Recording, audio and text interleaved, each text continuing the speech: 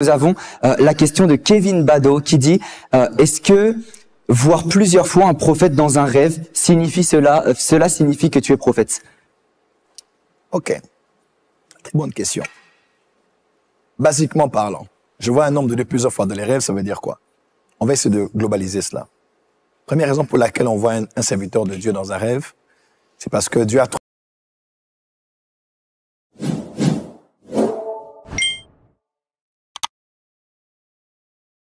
Gloire à Dieu.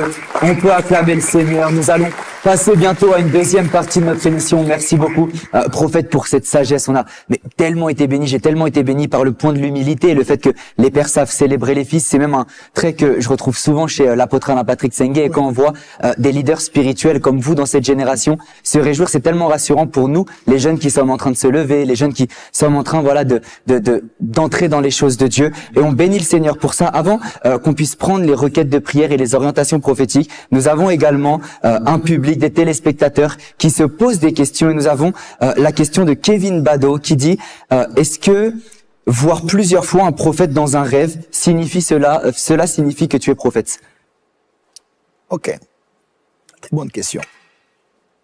Basiquement parlant, je vois un nombre de Dieu plusieurs fois dans les rêves, ça veut dire quoi? On va essayer de globaliser cela. Première raison pour laquelle on voit un serviteur de Dieu dans un rêve, c'est parce que Dieu a trois entités sur la terre par lesquelles il se manifeste. 1, les parents. 2, l'autorité royale ou politique. 3, l'autorité sacerdotale. Des fois, quand vous rêvez d'un chef d'État ou d'un pasteur ou d'un parent, c'est généralement Dieu qui vous parle, puisque ce sont les autorités déléguées de Dieu sur la terre. Yes. Donc, quand vous voyez un homme de Dieu, souvent c'est Dieu qui passe par le visage de l'homme de Dieu pour vous parler.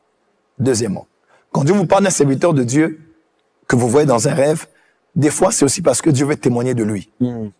Parce que hors d'un rêve, dans le monde de l'éveil, pas du sommeil, il y a beaucoup de choses qui peuvent être dites sur lui. C'est un faux, c'est un manipulateur, il abuse des femmes, il manipule les gens pour l'argent. Mais de manière étrange, quand vous dormez, vous voyez cet homme de Dieu, toujours bien, dans la gloire, dans l'onction, il prie pour vous. C'est le témoignage de l'esprit qui est plus que le témoignage des hommes. Voilà pourquoi Dieu passe par son image pour vous attester que c'est mon serviteur. Wow. Ne crois pas en ce que tu entendras quand tu vas te réveiller.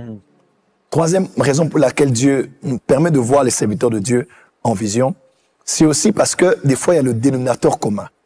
C'est-à-dire, il y a une connexion de la même semence. Vous voyez, l'ange apparaît à Marie, il dit, Marie, voilà, tu auras un enfant. Mais d'ailleurs, ta parente Élisabeth est dans son 6e mois, car rien n'est impossible à Dieu. Et qu'est-ce que Marie a fait? Elle s'est levée, elle est allée voir la personne qui a eu une grossesse naturelle 6 mois avant elle, comme elle. Parce que il n'y a pas mieux que Élisabeth pour comprendre la grossesse que j'ai eue. Parce qu'elle aussi, elle a eu, alors qu'elle était stérile. Mais elle a eu une grossesse. Donc, des fois, Dieu vous permettra de voir quelqu'un dans une vision, un homme de Dieu, parce que c'est le temps pour vous d'aller vous connecter à la personne. Yes. Parce qu'il y a quelque chose qui vous lie. Ce soit le même message, le même appel, la même fonction, ou la même expression ministérielle. Yes. Il y a quelque chose qui vous lie ensemble. Vous devez maintenant suivre la personne et si Dieu permet, aller semer dans cette onction, semer dans ce ministère. Et des fois, on voit un prophète dans une vision ou un homme de Dieu parce que nous sommes appelés à aller sous sa couverture spirituelle. Wow. Ouais. Parce que l'esprit que vous voyez généralement dans les songes, c'est généralement l'esprit qui est dans votre atmosphère. C'est généralement l'esprit qui a une influence dans votre esprit. Moi, j'ai déjà vu quelqu'un me dire, prophète, je suis à la porte. Ça, c'était à Kinshasa. Je suis là, mais bizarrement, je vois toujours cet homme de Dieu-là. J'ai dit, moi, tu es avec moi pour un temps. Je vais te libérer, tu vas aller chez cet homme de Dieu-là. Parce que c'est l'homme que Dieu a prévu pour toi. Si je suis vraiment ton leader spirituel, tu allais me voir autant. Beaucoup plus que ça. Il y a une femme qui est la présidente des mamans chez moi à l'église aujourd'hui. Maman Doudou, que je salue. Elle priait chez un ami prophète qui s'appelait prophète Dodo, qui est à Kinshasa. Et le prophète, en la voyant, a dit, toi, tu pries ici, mais je ne suis pas ton père spirituel. Wow. Bientôt, tu quitteras ici, tu partiras et tu verras ton père. Quand elle passait devant la porte des cieux, elle a vu, elle a dit, waouh. Et Dieu l'a dit, c'est ici. Wow. Est-ce que j'aurais eu le cœur de ce prophète pour dire à quelqu'un d'important dans mon église, je ne suis pas ton père. Dieu dit, écoutez, Dieu sait quelque chose, hein. Dieu dit que c'est lui là-bas ton père. C'est quelque chose, hein. Dingue. Que Dieu nous donne l'humilité. Seigneur, humilité. Amen. Donc, une fois qu'on voit beaucoup un homme de Dieu, c'est aussi parce que Dieu veut seulement que vous puissiez vous rapprocher car c'est la personne prévue pour votre encadrement. Voilà un peu ce que je peux dire. Amen. Gloire à Dieu, on peut acclamer le Seigneur pour cette réponse. Nous avons également la question de Zobatal qui demande: prophète, comment savoir si on est réellement dans le ministère prophétique? Lorsqu'un prophète nous le confirme, nous-mêmes nous l'aspirons, mais Dieu ne nous l'a pas révélé personnellement. Ah, il faut faire 2 pas en arrière. C'est bien d'écouter les prophètes. Quand quelqu'un veut savoir s'il est prophète, c'est qu'il n'est pas prophète. À vrai dire, nous savons tous qui nous sommes. Nous avons juste besoin d'être rassurés de qui nous sommes réellement. Moi, je crois que quand vous n'avez encore rien entendu, mais c'est juste une aspiration, et qu'on vous le dit, ne vous lancez pas directement dans le ministère prophétique. Il faut vraiment prendre le temps. Il faut plus qu'une prophétie pour entrer dans l'œuvre de Dieu. Le ministère de Dieu est tellement, sur le domaine des prophètes, là, c'est un domaine tellement sensible. Les gens d'esprit qui nous combattent après, les gens de problèmes que l'on a après, les Jézabel que l'on rencontre après, c'est mieux d'aller mollo mollo. À part une prophétie, c'est bien. Seigneur, on m'a parlé, je respecte, mais je veux que tu me parles moi-même d'abord, pour que de la parole que tu me donnes, je tire une alliance que je conclue avec toi. Donc je ne dirai pas, oh, on m'avait dit. Non, je dis, tu m'avais dit. Parce que j'ai une relation personnelle, une alliance avec l'appel que tu m'as donné. Donc moi je dirais peut-être à la personne, ne refoulez pas cela, mais donnez-vous un peu plus de temps et cherchez encore plus de Seigneur pour qu'il vous confirme vous-même que vous êtes réellement appelé au ministère prophétique. Voilà. Amen. Gloire à Dieu. Merci, prophète. J'ai une excellente nouvelle pour vous, le public. Est-ce que quelqu'un a une question ou pas? On va prendre également les questions du public. Ouais. Donc, si quelqu'un a une question, on va vous faire passer le micro. Ce soir, c'est vraiment l'école des prophètes. Donc, nous sommes là pour répondre à des questions et donner de la lumière. Ok, donc si quelqu'un a une question, vous pouvez lever la main et on va vous faire passer le micro.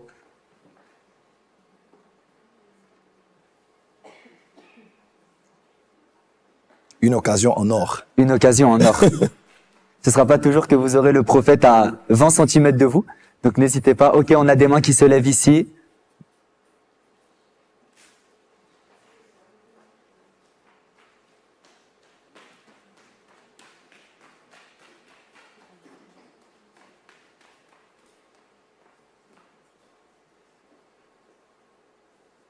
Bonsoir, peuple de Dieu.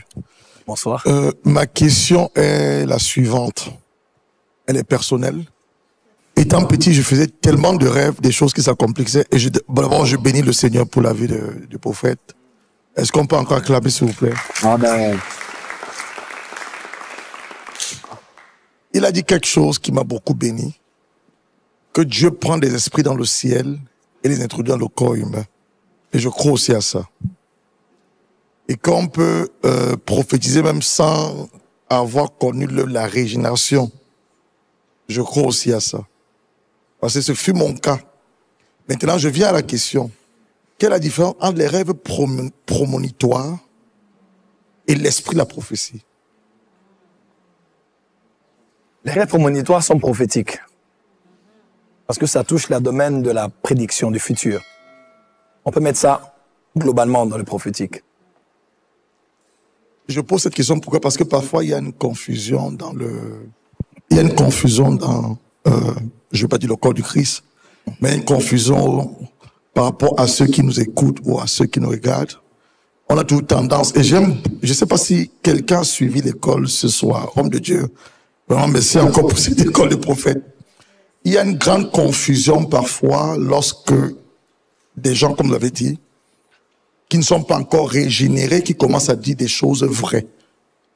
J'en parle pourquoi? Parce que moi, je viens du Cameroun. Et du Cameroun d'où je viens, mon père est d'une région qu'on appelle l'Ouest. À l'Ouest, ils ont une croyance qu'on appelle les Menussi. Ce sont des femmes voyantes, comme vous l'avez dit. Et elles disent des choses qui arrivent. Comme lorsqu'un prophète parle. Qui arrivent. C'est ça que je dis... parfois, dans le corps du Christ, nous, on rejette ces personnes. Et j'ai beaucoup aimé ce que vous avez dit. Ouais. On ne doit pas les rejeter, plutôt on doit les encadrer. Ouais. Mais le domaine un peu complexe dedans, c'est quoi?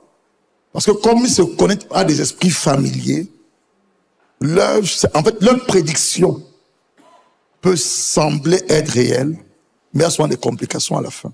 Ouais. Je chute. j'ai souvenance qu'une... La question, s'il vous plaît. Oui, c'est là où je suis. Oui, s'il vous plaît. J'ai souvenance où une a prophétisé que tu vas avoir un enfant. La personne a eu un enfant, mais l'enfant ne venait pas de Dieu. Comment on peut expliquer ça? Wow. Non, c'est vraiment exactement ça. C'est juste pour enchérir un peu ce que nous avons dit.